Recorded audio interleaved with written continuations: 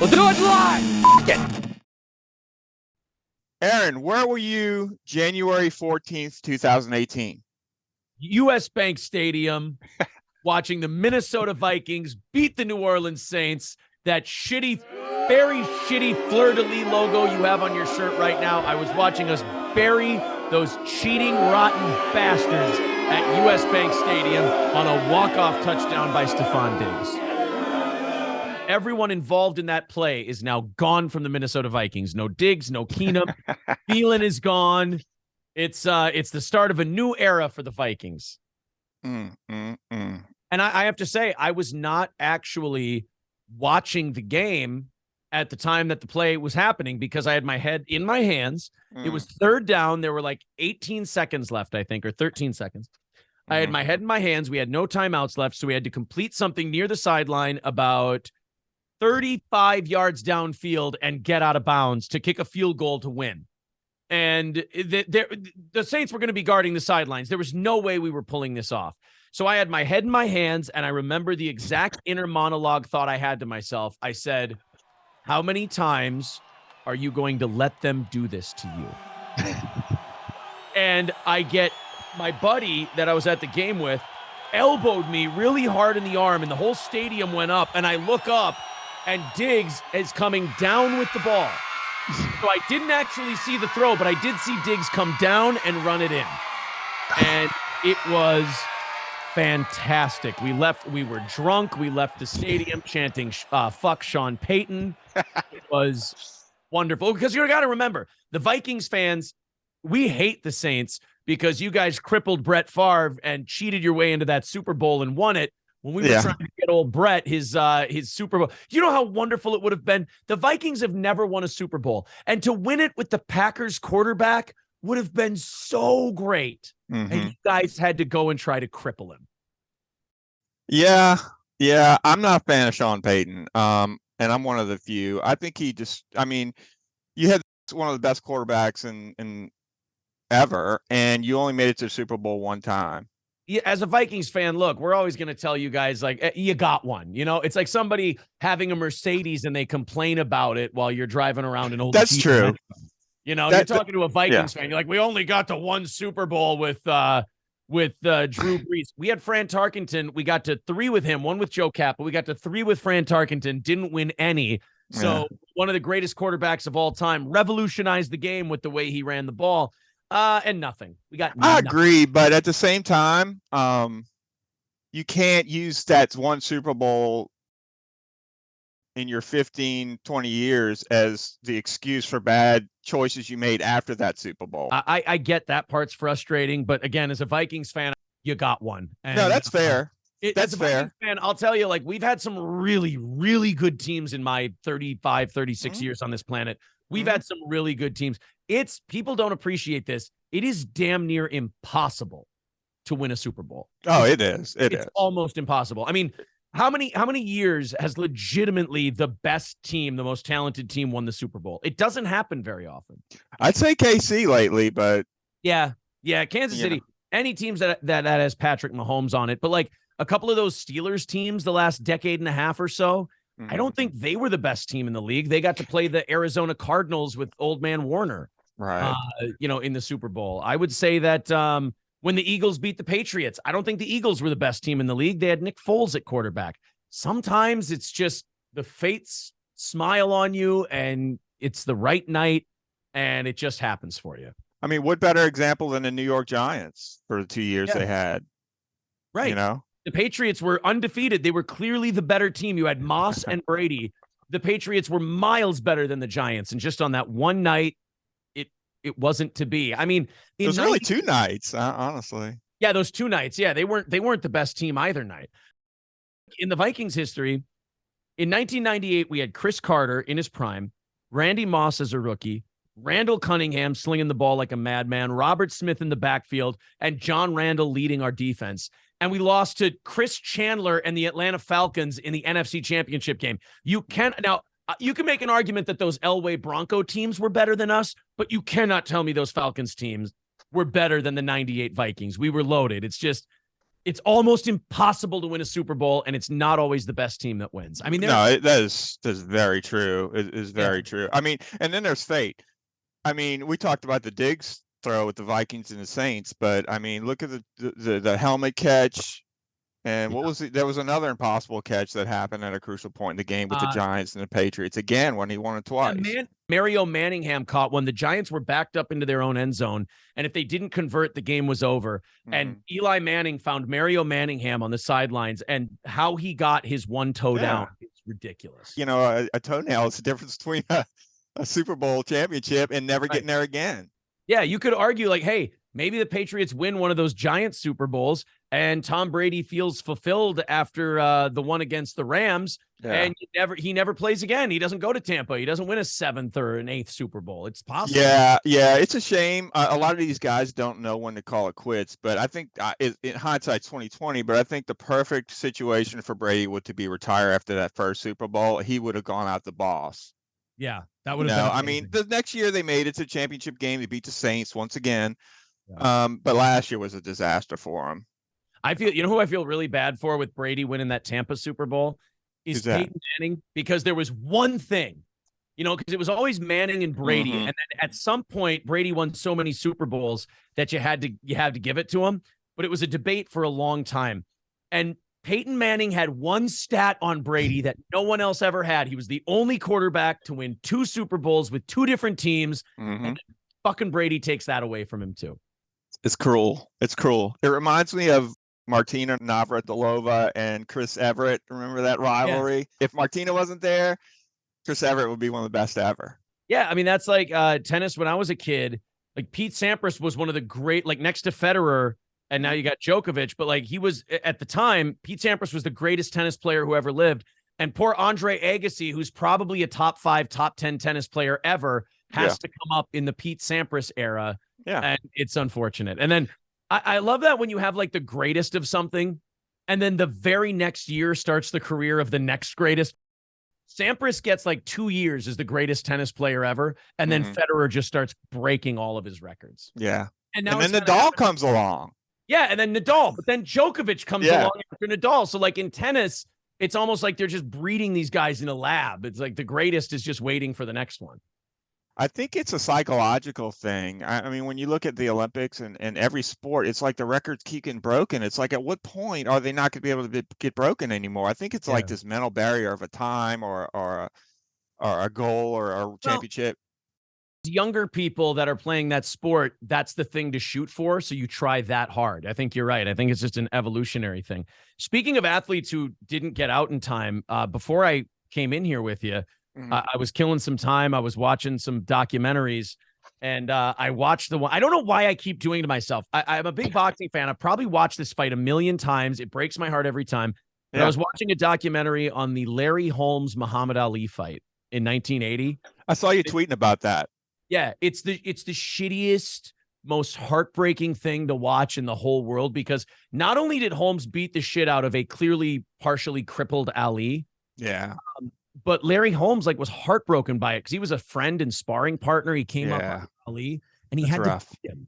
Yeah, you watch that fight, and it's one of the most poetic, kind things you've ever seen in boxing, where Larry Holmes will start throwing to Ali's body, and he'll back up and he'll look at the ref, and he's begging the ref with his eyes, "Stop this! I don't want to keep hitting this man. Knock it off." It's one of the sad. I don't know why I keep watching coverage of it, but it's just such a sad, sad fight. And that goes to your point of athletes who just don't know when to leave. Yeah. Yeah. I grew up in the 80s, and I remember, speaking of boxing, when we first got HBO, and there was no pay-per-view at the time. It was like the fights were on HBO. So I got to see Holmes, all the 80s fights that were on HBO with Larry Merchant. I saw them all. Yeah. I remember, who's that big white Irish guy? Jerry Cooney. I remember watching Larry Holmes whip his ass. Yeah. And, that's too bad, because Cooney was good. People don't give Larry Holmes enough credit. He was scary. He was, you could put Larry Holmes up against Ali in their primes. And I'm not saying Holmes beats him, but Holmes has a shot. That's a competitive fight, Holmes versus Ali. He just didn't get a fair shake because until Tyson came along, there were no good heavyweights in his era. They were all they were middling. They were, maybe they could have been top 10 in another era, but they couldn't have been champ. Like he didn't have a guy to push him, have that great rival. Roy Jones kind of had that problem in the 90s too, where there was just nobody for him to fight. But it's not his fault that he beat everybody they put in front of him.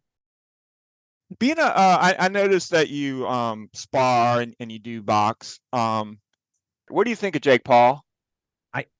Jake Paul I think it's commendable what he's doing. I think he's taking the sport really, really seriously.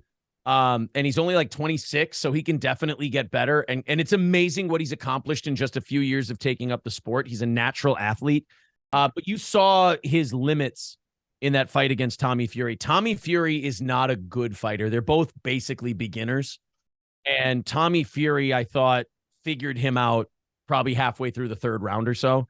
And I think when they have a rematch, Tommy Fury will beat him again. Jake is he swings too wide. He's got way too many holes in his defense. He doesn't have the conditioning yet. It's just, he's got to get hit in the head more, as odd as that sounds. Like he's got to, you don't learn anything knocking out a wrestler like Ben Askren. You don't learn. Right. The only time I've ever learned something. That was pitiful, by the way. That was pitiful. Yeah. And people are like, oh, was it fixed? I'm like, no, Ben Askren sucks. Like, he's a wrestler. Of course he can't box. And he was clearly out of weight. He just had a hip replacement surgery. I mean, I don't know what he was thinking. He was cashing a check, I think. Exactly. But anyway, I'm sorry. Go ahead. Yeah, I mean, the only time I've ever learned anything in the ring is by getting my ass kicked. I mean, I'm kind of in half fighter, half coach mode now at the gym I'm at, and I get in and spar with all the younger guys who are just taking their first fights and stuff. Mm-hmm. And when I spar with them, I'm teaching them, but I'm not learning anything because they're not at a place where they can whip me yet. Yeah. Hopefully I'll get them to that point. I mean, they're in their early 20s. And I'm 36. They should, as soon as we teach them something, they should be kicking the shit out of me. Sure. But I usually learn something from the guys who have like 20, 30, 40 amateur fights. Mm-hmm. And I spar with those guys and you just go, oh my God, I don't know shit. And that what is it that you don't know? It's mostly technique. Like you like if you spar with the guys I spar weekly, you get a little lazy with your defense because they don't hit you with as much stuff. So then you go in there with an experienced guy and you find out what you need to work on, which for me is, I don't know, just a little bit of everything. When you spar with someone who's got dozens and dozens of fights, you go, oh, I need to kind of tune up on everything I do because, if I want to get to this level, I got to be able to run with this guy. Jake just needs to get his ass kicked. I mean, and I mean that as someone who's a fan of what he's doing. Just needs to get beat up and then he'll learn. My thought is he is athletic, like you said earlier. But I don't know, man. I don't see him as legitimate. It's very rare that you can pick up a sport in your 20s like boxing and get into it professionally and have it work. It's very, very rare. I mean, even Deontay Wilder, who was not an experienced fighter and became a world champion, Anthony Joshua, who wasn't a kid, when he took up boxing, they were still like in their late teens. They still went through the amateurs. Like Deontay Wilder taken up the sport late in life, bronze medal at the Olympics. Like you can't suck at boxing and win a bronze medal. I think Joshua won a silver or a gold at the Olympics. So even though they took it up later, they had an amateur pedigree where they got beat up once in a while. They learned some things. Jake just got he beat up celebrities or mixed martial artists. Yeah. And then he went in with an undefeated prospect. Like I'm surprised he did as well as he did, honestly. Yeah. I mean, he certainly deserves credit. I'm not shitting on him. I think he's a good amateur boxer, and that's not easy to do in any sport, I mean, I play racquetball and I'm very good at racquetball, but there are guys that will kick my ass, Right. Yeah. If I went in and sparred with Jake Paul, he'd give me a working over for sure. But there's a big difference between, a guy who's got a handful of amateur fights under his belt. And again, a guy like Tommy Fury, who's got 10 pro fights under his belt. It's a big difference. Yeah. Experience is a big deal. I mean, you can have an experienced non-athletic fighter beat a younger athletic guy. There's a lot of styles and matchups, that dictate a lot of the issue as well. I mean, I think they've done really good at choosing his opponents wisely, but I think if, we'll see. Yeah, I want to see the Nate Diaz fight, I think. Jake doesn't need to go fighting boxers yet. I mean, if he's going to fight boxers, he should be fighting the guys that Tommy Fury was fighting before he fought Jake. You know, the guys who are like 10, 80, and 2. You know, he needs to be fighting guys like that and work his skills up. Well, I think he's athletic enough to always have a puncher's chance because he is a puncher. Yeah, you know, you could land a shot. I mean, he has the power to knock someone out, but if he doesn't knock him out soon, I think it in my opinion, that's where he's. Yeah, he frustrates the shit out of me the way he throws a right hand. It just angers me so much because he does. You're right. He has power, but he makes a very beginner boxer's mistake. Guys think that if they round that right hand off, that's going to be more powerful. There's nothing. I mean, watch a Tommy Hearns or George Foreman. There's nothing stronger than a good straight right hand when you like a baseball bat, when you turn your hips into it. And absolutely. You snap that fist at the end. You knock a guy out cold because you caught him right on the button. Jake's always trying to like he's swinging a hammer to an anvil. He jabs like this and leaves the right hand down here so he can get picked apart. And then that clubbing right. I mean, that's good enough to knock out a Ben Askren, but not a professional fighter. Sometimes I'll come across like street fights, and I'm not talking the backyard street fights. I'm talking the street fights, and you just realize that people do not know how to fight. They do not know how to punch. I've sparred with those guys. You have to fight those guys one-handed or it's not fair. I mean, they come in and they're windmill swinging, so you can block them, you can block them easy and just get your arms up, whatever. Or you can fight them out of the shell and just lean out of the way. And the other thing about street fighters is they are gassed in 30 seconds. Like you could, if you put gear and everything on a street fighter and put them in a ring, you could beat them without throwing a punch to their head because they get tired right away. You just start socking them in the gut. One thing I've seen with street fighters a lot is they come into a gym talking shit about how they can beat up anybody there. And then they get in the ring. And by the end of the first round or the second round, they get hit with a body shot that makes them puke. I mean, absolutely. If you don't have the endurance, you're going to gas out in about a minute from adrenaline too. If you don't have the experience to control your adrenaline and you don't have the wind, you're going to gas out. And that's the worst thing. It takes discipline because like I typically, I don't try to, but when I fight, whether it's sparring or competitively, I always end up giving away the first round because I know I have to have something left for the other rounds. Yeah. And a lot of guys, especially the younger they get, they don't save anything. So the discipline there is everybody has the instinct when they get hit with a jab or they get touched with something to immediately throw back. Right. Not always. Sometimes you're just learning what that guy does. You're watching for patterns and everything else. And that's how you kind of avoid gassing out. You just pick your spots. You don't throw punches blindly at a guy when his hands are up tight like this. You look for openings and you pick your spots. And I think you also do have to work on your cardio.